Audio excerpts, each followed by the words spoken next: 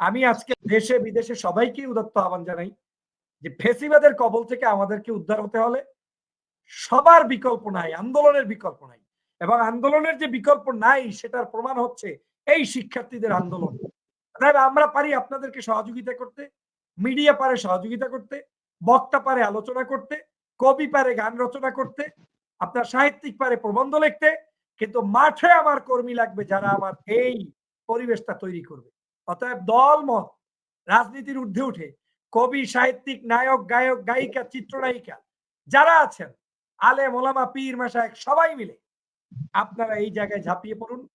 ফ্যাসিবাদের কবল থেকে দেশকে রক্ষা করুন। এরপরে অটোমেটিক কোটা থাকবে, থাকবে না, বহু কিছু বাংলাদেশের পরিবর্তন হবে ইনশাআল্লাহ। আপনাকে ধন্যবাদ। আপনার দর্শক শ্রোতা সবাইকে